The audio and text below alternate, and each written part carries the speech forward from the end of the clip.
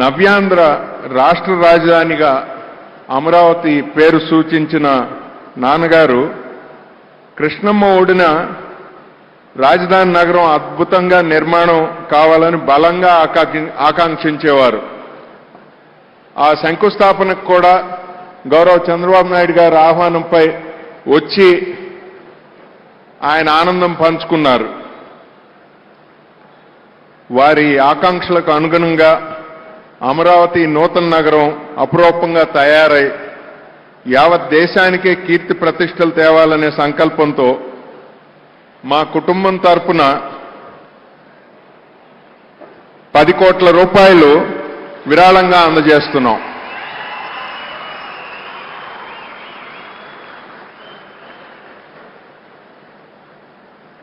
Apart from naming Amaravati, he always looked forward for the overall development of this new city.